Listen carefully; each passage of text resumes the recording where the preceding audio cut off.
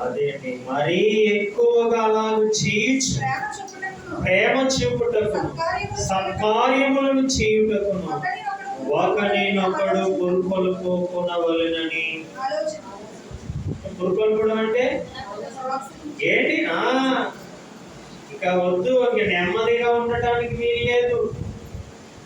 ఏంటి కొంతమంది చూడండి, మాట్లాడేటప్పుడు గొడవ పెట్టుకోవడానికి పరిగెడతారు. ఏంటి అయిపోతాయి కొన్ని విషయాలు, కానీ వాళ్ళు ఏం చేస్తారంటే గొడవ చూస్తాను. మాటలతో అయిపోయే పనులు ఏం చేస్తారంటే ఏంటి గొడవతో ముగింపులు చేస్తాను.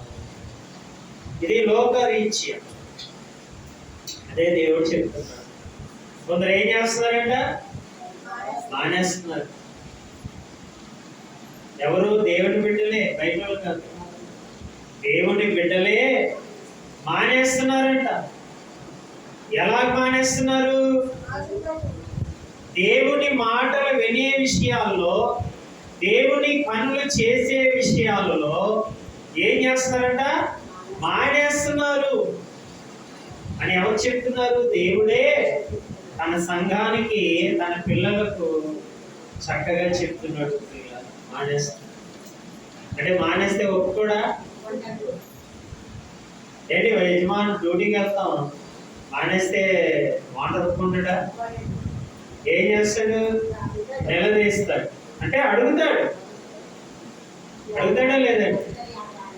ఎందుకంటే యజమానుడి దగ్గర చేరాం కాబట్టి. చేరకపోతే మరి మన ప్రధాన యాజకుడు, మన ప్రభువు, మన రక్షకుడు యొద్దకు మనం చేర్చబడ్డాం. విద్యార్థులుగా వచ్చాం. ఏంటి? ఆయన పిల్లలుగా వచ్చాం. ఆయన కాడి మోసేవారిగా వచ్చాం. మరి వచ్చిన మనము నేను ఇంక చేయలేనండి, నేను మొయ్యలేనండి అని అంటే కుదరదు. మోసే ముందే చెప్పేయాడు కదండి. ఏమన్నాడు? ఇందులోకి వచ్చే ముందే ఆ మాటలన్నీ చెప్పేశాడు. ఆయన యొక్క ఏంటంటారు రూల్స్. ఇలాగైతేనే నా దగ్గరికి రండి, లేకపోతే మానేయండి అని ముందుగానే చెప్పాడు. లేదా ముందుగానే ఆయన అన్నీ చెప్పి, ఇలాగైతేనే అగ్రిమెంట్ మీద సంతకము చెయ్యండి, లేకపోతే మీ ఇష్టం అని రక్షించబడక మునిపే దేవుడు అందరికీ ఆ విషయాన్ని చెప్పాడు. చెప్పేసాడు, అందరికీ చెప్పేసాడు. ఇప్పుడు ఇది భారంగా ఉంది, ఇది నేను మొయ్యలేను, నేను ఉండలేను అని అంటే ఒప్పుకుంటాడా? ఏంటి ఒప్పుకుంటాడా? ఇచ్చినవన్నీ ఏం చేస్తాడు? తీసేస్తాడా? ఇచ్చినవన్నీ ఏం చేస్తాడు? మరి ఇచ్చినవాడు ఆయనే కదా. నేను రాను, నేను చెయ్యను అని అంటే ఏం చేస్తాడు చెప్పండి? అయితే నేను నేను తీసేసుకుంటాను అంటాడు. నీకు చెప్పవలసిన అవసరం ఆయనకి లేదు. చెప్పి తీసుకుంటాడా? చెప్పడు. చెప్తాడా? చెప్పేంత స్థాయి నీ దగ్గర ఏమీ లేదు. తీసేసుకోవడమే. అందుకే మనం ఏం చేయాలనంటే దేవుడు పని విషయంలో త్వరపడటం నేర్చుకోవాలి. త్వరపడాలి, వేగిరపడాలి. అందుకే అన్నాడు, కొందరు మానేస్తున్నారంట. ముందున్నంత స్పీడు రాను రాను చాలా మందిలో ఉండదేంటి? అదేంటో కానీ స్పీడ్ పెరగాలి. కాలమును బట్టి చూస్తే స్పీడ్ ఏమవ్వాలి? పెరిగిపోవాలి. ఇంకా భక్తి అధికమైపోవాలి. ఇంకా భక్తి జీవితము ఇంకా మనలో స్థిరపరచబడిపోవాలి. కానీ పరిస్థితులను బట్టి ఏదేదో వారే సొంతంగా ఆలోచించేసుకొని ఎవరికి దూరం అవుతున్నారనంటే దేవుని పనికి చాలా దూరం అవుతున్నారు. ఈ విషయంలో మనం చాలా జాగ్రత్తగా ఆలోచించవలసిన వారిగా ఉన్నాం. ఏంటి? ఈ విషయంలో మనం చాలా జాగ్రత్తగా ఆలోచించవలసిన వారిగా. అందుకే ఇక్కడ అంటున్నాడు, కొందరు ఏం చేస్తున్నారంట? మానేశారు. మరి మానేసే వారిని అలా వదిలేస్తే ఏం చేస్తారు చెప్పండి? ఏంటి మరి అడగాలి కదండి. ఏంటి నేను అడగాలి కదా. ఇప్పుడు ప్రసాద్ రాలేదు అనుకున్నాం, ఏం బాబు ఎందుకు రాలేదు ఏంటి అడుగుతాం కదా. ఏనాయనా ఎందుకు ఈసారి ముందు ఉన్నప్పుడు స్పీడ్ ఉండలేదు, ఏమైంది, ఏమైనా డౌట్స్ ఉన్నాయా లేకపోతే ఏంటి అని ఏం చేస్తాం? అడిగి ఆ వ్యక్తిని మరలా మనం ఏం చేస్తాం? బలపరుస్తాం. వద్దు, నెమ్మదిగా నడిచే సమయం ఇది కాదు, దేవుని కొరకు పరిగెట్టాలి అనగానే ఇంకా ఆ వ్యక్తిలోనికి ఏం పడుతుంది అంటే, అవును నిజమే కదా, నేను దేవుళ్ళలోనికి వచ్చింది ఏదో నడక వేయడానికి కాదు కదా, వేగరం పడాలి కదా, నా దేవుడు త్వరగా వస్తున్నాడు కదా, మరి నేను అన్నింటిలో కూడా సిద్ధపాటు కలిగి ఉండాలి అంటే. చూసారా, వేగముగా వెళ్ళేవాడు అన్ని సిద్ధపరచుకుంటాడు. అదే బద్ధకంగా ఉన్నవాడు ఏం చేస్తాడంటే తెలుసు కదండి, ఇంకా టైం ఉందలే, సర్దుకుందాంలే ఏంటి. చూసారా, రకరకాలంగా ఆ వ్యక్తిని ఏం చేస్తున్నారంటే అది వెనకడుగు వేసి బలహీనపరిచి వాడు పెట్టుకోవాల్సిన సామాను కూడా మర్చిపోతుంది. ఎందుకంటే ఇలా టైం అయిపోతుంది కదా. అదే కానీ పరిగెట్టేటప్పుడు ఉన్నాడు అనుకోండి, వీడు ఏం చేస్తాడు? ముందుగానే అన్ని సిద్ధపరిచేసుకుంటాడు, అన్ని సిద్ధపరిచేసుకుంటాడు. అదే అన్నమాట. అందుకే దేవుడు చెప్తున్న మాటలు ఏంటంటే, కొందరు మానేస్తున్నారు అంటే వారిలో దైవ వాక్యము లేదు, వారిలో పరిశుద్ధత లేదు, వారిలో దేవుడు కూర్చిన అస్సలు భయభక్తులు అనేవి లేకుండా పోతున్నాయి. అందుకని కొందరు మానుకుని చిన్నట్టుగా సమాజముగా కూడుట మానక, ఒక్కరోజు కూడా ఆప్షన్ ఉండకూడదు. ఏమనకూడదండి? ఏంటి ఇన్నాళ్ళు జీతాలు నెలకి ఇచ్చేవారు, ఇప్పుడు అలా కాదు. ఏం చేశారు? రోజువారీ ఇచ్చేస్తున్నారు. ఎందుకని? నెల అయితే 2 సెలవులైనా పెట్టేస్తున్నారు అని ఏం చేశారనంటే వీళ్ళు రోజువారీ చేసేసారు. రోజువారీ ఎప్పుడైతే చేసేసారు ఇంకా వాళ్ళు ఏం చేస్తలేదు, ఏం చేస్తారంటే ఇంక పని మానలేదు. అమ్మో ఈరోజు పని మానితే ఏది కట్ అయిపోతే శాలరీ అంటే జీతం కట్ అయిపోతుంది. చూసారా, లోకంలోనే ఎన్ని తెలివితేటలు ఉంటాయి, లోకంలోనే ఎంత శ్రద్ధ కలిగి ఉంటే మరి దేవుడి విషయంలో మమ్మల్ని అడిగేవాళ్ళు లేడు. అది అడిగేవాళ్ళు లేక మనం ఏం చేస్తాం? విచ్చలవిడిగా ప్రియులారా హత్య అనేది అయిపోయింది ఈరోజు. అమ్మో అడిగేవాడు ఉన్నాడు, కన్నేవాడు ఉన్నాడు, కొట్టేవాడు ఉన్నాడు, గాయపరిచేవాడు ఉన్నాడు అనే భయం ఉన్నదనుకోండి, మనలో కూడా ఏం పెరుగుతుంది అంటే స్పీడ్ ఎప్పుడైతే పెరుగుతుందో అన్ని సమకూర్చబడుతూ ఉంటాయి. మన నిర్లక్ష్యం వల్లనే చాలా కార్యాలు ఏమవుతా ఉంటాయంటే వెనకబడిపోతాం. చూసారా, వీళ్ళన్నిటికి కారకులు ఎవరు? మనమే. నీకు మేలు కలగకుండుటకు మేమే కారణం అంటాడు. సరే, మనం ఏం చేస్తాం? ఎవరెవరి మీద తోసేస్తాం? ఏంటి అక్కడ పలానా వ్యక్తి వాళ్ళని ఎలాగైంది, ఈ వ్యక్తి వాళ్ళు ఎలాగైంది, ఆ వ్యక్తి ఇలాగైపోయినా మనం ఏం చేస్తామంటే వాక్కలు ఎదుర్కొంటాం. అలాగా దేవుడి దగ్గర నెపములు చెబితే అస్సలు ఆయన ఆలకించడు ప్రియులారా. అందుకే మంచి మాట ఎప్పుడు కూడా మనలను ప్రోత్సాహపరుస్తుంది.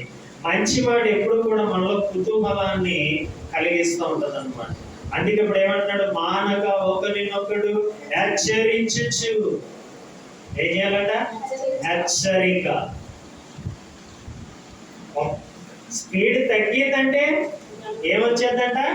హెచ్చరిక వచ్చేద్దంట. ఇంక మనకి ఏం రావాలి? హెచ్చరిక రావాలి. టయానికి పిల్లలు రాలేదంటే ఏమొస్తుందండి? పిల్లలకి ఫోన్ లేరా బాగానే లేటుకు వచ్చామంటామా? ఏమంటుందండి పిల్లల దగ్గర? హెచ్చరిక. సరే, హెచ్చరిక లేకపోతే ఇక టయాన్ని చూడండి, ఏం చూడండి, ఇష్టం వచ్చినప్పుడు వస్తాడు, వెళ్తా ఉంటాడు. అందుకే ఎప్పుడు కూడా పిల్లలకు అందరికీ మనమే ఏం చేసుకోవాలి? హెచ్చరిక. సరే, హెచ్చరిక అందరినీ బాగు చేస్తుంది. హెచ్చరిక అందరినీ కూడా మంచి పరివర్తన అనేది తీసుకొని వస్తుంది.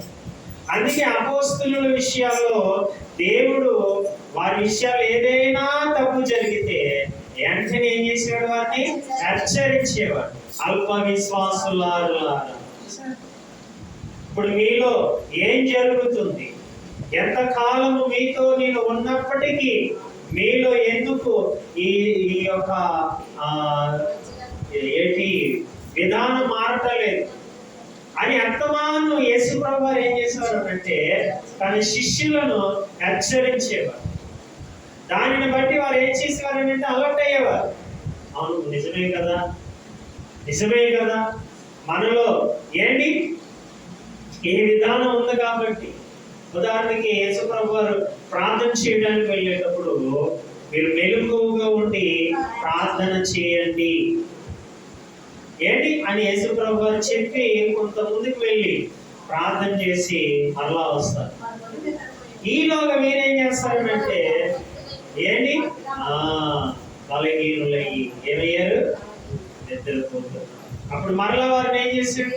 ఫోన్లో నిద్ర లేదు కదా అని ఏదైనా వదిలేశాడా? చూసారా, వెంటనే వారికి ఏమొచ్చిందనంటే హెచ్చరిక.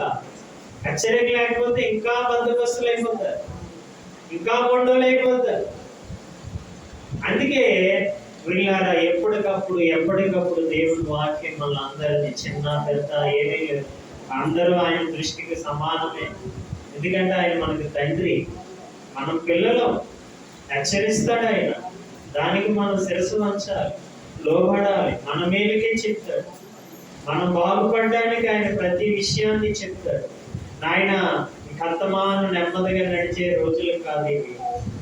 ఒకప్పుడు ఇశ్రాయేలు నెమ్మదిగా నడిచారు, ఇక నుంచి నెమ్మదిగా నడవతారు. వేగరమును పెంచి హై స్పీడ్ లో ఉండాలి ఇంకెప్పుడు మనం. ఏంటి? ఎందుకంటే మన గడియలు ఎప్పుడు వస్తాయి మనకి తెలియదేమో. పాపంలో ఉన్నప్పుడే చనిపోతే ఏం చేయగలం? నరకానికి పోతాం. అందుకే పిల్లారా, మనం ఎప్పుడు ఎలా ఉంటామో తెలియదు కాబట్టి నిరంతరము ప్రభు పనిలో ఉన్న ప్రతి ఒక్కరు స్పీడ్గా ఉంటారు. ప్రభు పని లేనివాడు నెమ్మదిగా అంటే మందమత్తుగా అయిపోతాడు. అందుకే మీకు వినుటకు ఏమై ఉన్నారు అంటాడంటే మంద మత్తులై ఉన్నారు అంటాడు యేసుప్రభు. ఏమై ఉన్నారంటే మందమత్తు. పనులకు వెళ్ళేటప్పుడు చూడండి, మా మేస్త్రులు ఏంటి ఆవలెంత వస్తే చాలు బయటికి పంపించేసేవారు. అర్థం ఏంటి? ఏమంతే ఆవలెంత వస్తే ఈరోజు ఇంటికి వెళ్ళిపోవాలి. ఎందుకనంటే పని మీద శ్రద్ధ లేనివాడికి ఏమొస్తాయి అనుకుంటున్నారు? అవి ఏమొస్తే ఆవలంతులు వస్తాయి. ఏమొస్తాయి? ఆవలంతులు వచ్చాయి. ఏమన్నాడంటే మేస్త్రి, ఈ ఆవులు వదిలే ఎక్కువ. అంత దూరం సైకిల్ తొక్కి అంత దూరం నడిచేంతే చిప్పులకి ఏమనేవారంటే ఈ ఆవులకు రావద్దు, వెళ్ళిపో బాబు అని. చూసారా ఏమంతే? అందుకే మేస్త్రిలో మేము ఉన్నప్పుడు ఆవులెంతలు కూడా వచ్చినా ఆకిసుకునేవారు. ఓరు బాబు చూసాడంటే పంపించేస్తాడు అలా చెప్పేవారండి ఆ రోజుల్లోని. ఏంటి ఆ రోజుల్లో అలాంటి పని విధానాన్ని నేర్పేవారు. ఈ రోజుల్లో లేవనుకోండి, ఈ రోజుల్లో అలా అన్నామనుకో, నేను ఒక్కడగా ఉన్నావేంటి, ఏంటి నువ్వు లేకపోతే కొన్ని మేస్త్రులు లేరా అనే ఒక తర్కం అనేది పెరిగిపోయింది. ఈరోజు పనులు నేర్చుకునేవారు ఎవరు లేరు పిల్ల. ఏంటి అందుకే ఆ రోజు పనులు చాలా చక్కగా నేర్పేవారు.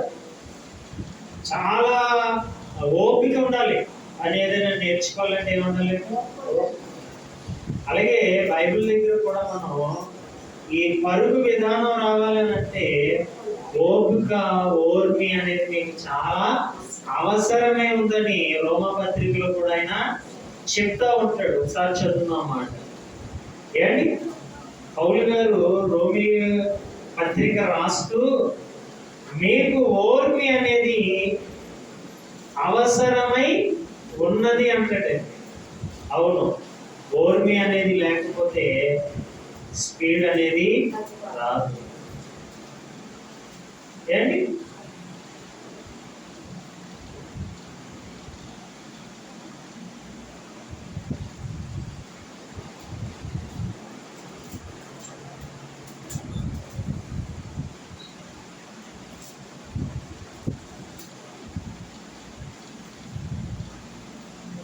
వీళ్ళ రోమపత్రిక ఏంటి అంటే ఆ విధానానికి సంబంధించిన పదజాలాన్ని ఒకసారి మనం ఆలోచిస్తే 15వ అధ్యాయం, రోమపత్రిక 15వ అధ్యాయము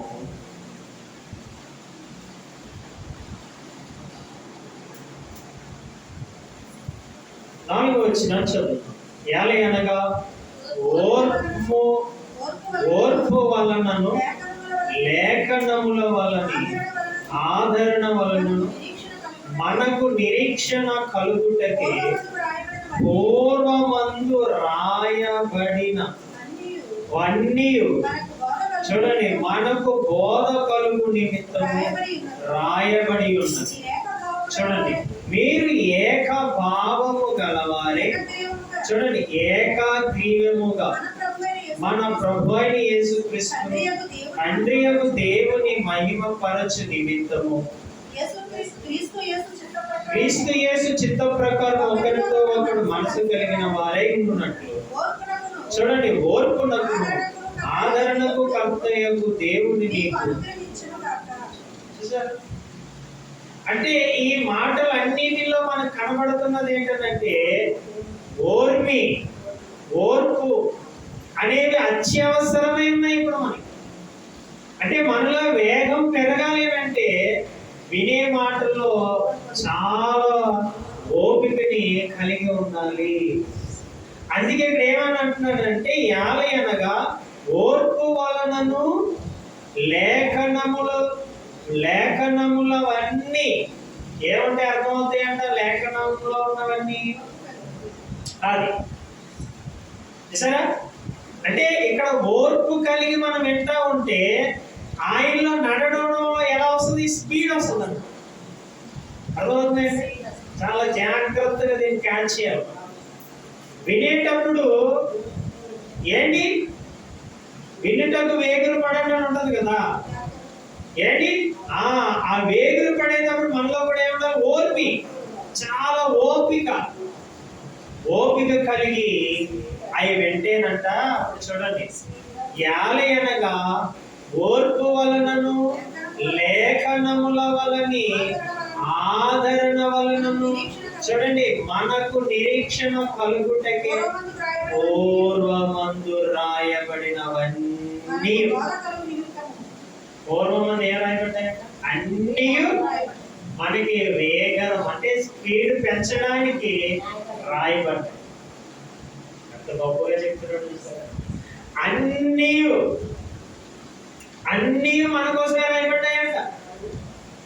పక్కోడుకో ఈడుకో కాదు. కొంతమంది మనం ఒకసారి వాక్యం చెప్పేటప్పుడు ఒక్కొక్కసారి మనం అనుకుంటాం ఈరోజు ఆయనకి లేక తగిలిందండి, ఏంటి ఆయనకి బలే తగిలిందండి అని అంటాం.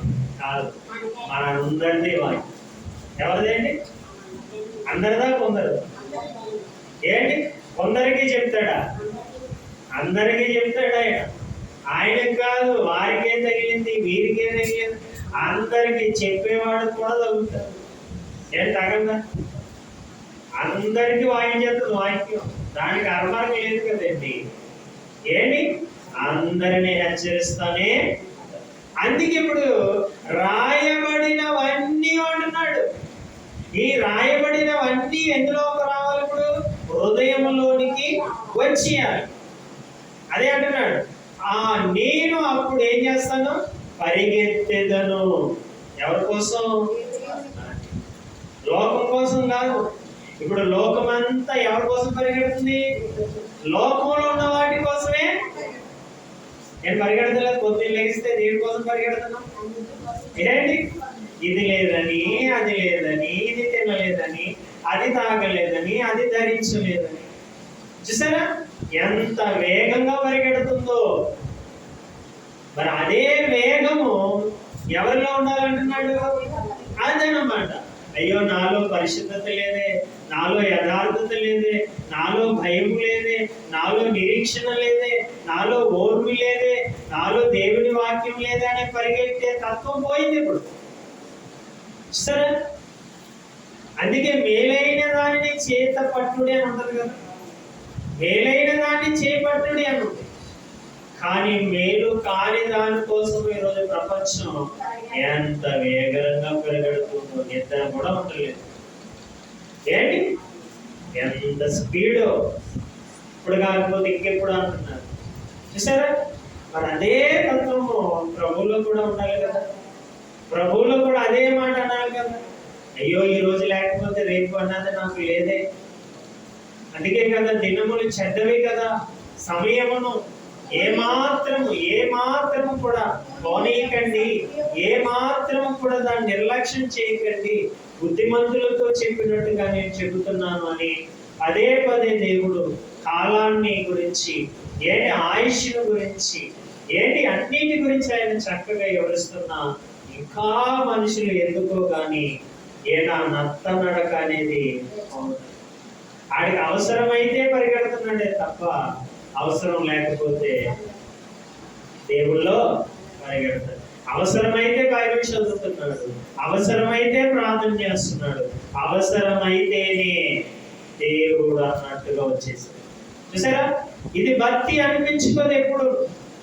అందుకే లేఖనములు ఏం చేయబడ్డాయంట మన కోసం, అన్నీ రాయబడినవని మనకు. చూసారా ఏం కలుగుతుందంట? ఏంటంటే బోధ అంటే మార్పు కలుగ చేస్తుంది బోధ అన్నమాట. ఆ బోధలో మనం ఏమై ఉండాలంటే ఇప్పుడు చూడండి కింద అన్నాడు, కలుగు నిమిత్తము ఏంటి రాయబడినవి మీరే ఏకభావము గలవారై, ఏకాగ్రీవముగా. సరే, మూల భాషలో ఏమనుందంటే ఒకటితో ఒకడు అంటే కలిసి. ఇప్పుడు 4 స్పీడ్ ఉంది అనుకోండి, ఆ స్పీడ్ ఎవరికి పెట్టాలి? ఆమె ఎవరితో పెట్టాలి? అంతే కదా. ఇప్పుడు ఏంటి ఒకటితో ఒకడు, అదే నోటిదంటే బోధ. స్పీడ్ పెంచాలంటే మాటలు చెప్పుకోవాలి కదా. ఏంటి ఇప్పుడు పొయ్యిలో పుల్లలు ఉన్నాయనుకోండి, బాగా వెలుగుతున్న ఆ పుల్లల్లో మరొక పుల్లు పెట్టామంటే ఏం చేస్తుంది? అది ఎంత వేగంగా మండుతుందో దీన్ని కూడా అంతే వేగంగా మార్చేస్తాయి. చూసారా, అదే వేగముగా మండుతున్న దాన్ని పక్కన పెట్టండి, అదేమవుతుంది? అందుకే ఇక్కడ ఏమంటున్నాడు అంటే మీరు ఏకభావం. ఏమై ఉండాలండి ఇందులో? ఏకభావం అంటే మీ భావజాలన్నీ ఏకమైపోవాలి. ఆడదొకటి ఈడుదొకటి. ఏంటి ఆ మనస్తత్వాలు ఉండకూడదు. ఈ రోజుల్లో యేసుక్రీస్తు ఒక్కడే కానీ భావాలు మారిపోయి, బోధలు మారిపోయి, ప్రవర్తనలు మారిపోయి, ఎవరి ఇష్టాలు నా ఇష్టం నాది అంటున్నారు. నీ విశ్వాసం నీదంట, నా విశ్వాసం నాదంట. మరి బైబిల్లో ఎన్ని విశ్వాసాలు ఉన్నాయో? ఏంటి ఒకే విశ్వాసం అని ఆయన చెప్తున్నాడు, ఒకే భావజాలం ఉండాలని ఆయన చెప్తున్నాడు, ఒకే తత్వం ఉండాలని ఆయన చెప్తున్నాడు. చూసారా, ఈ నెమ్మదిగా నడిచే ప్రతి వాడు ఏం చేశాడంటే రకరకాల భావజాలాల్లోనికి మార్చేసాడు. ఎందుకంటే నెమ్మదిగా నడుస్తున్నాడు, ఇంకా ఆడిగే ఉంది చెప్పండి. అందుకే ప్రియులారా ఏకాగ్రీవముగా సరే ఏకమైపోవాలి మనం ప్రభు పనిలో, ప్రభు విధానములో ఏకాగ్రీవముగా మనం అందరము ఏకమవ్వాలి. ఇంకా నచ్చటి అడుగులు వేసామనుకోండి, ఏంటి ఇంకా ప్రియులారా సమయం లేదు. కాబట్టి మనం అందరం కూడా చాలా కేర్ఫుల్గా ఒక వాక్యం వింటున్నామని అంటే ఒక వచనం మనం చదువుతున్నాము అని అంటే మనలోనికి ఏది రావాలనంటే పరిగెట్టే గుణము రావాలి. అది వాక్యం నేర్చుకోవడం, అది దేవుడికి లోబడటం అంటే. ఏంటి ఎంత విన్నా ఇంకా మనలో ఆ నెమ్మదత్వం ఉందంటే, నడవలేని తత్వం ఉందనుకోండి, వెళ్ళలేదనే అర్థం, లోబడలేదనే అర్థం. కాబట్టి ప్రియులారా, దేవుడిచ్చిన ఈ పరిశుద్ధమైన మాటలు మనం వినుకుంటూ పూర్ణంగా దేవుడు దీవించిన కాక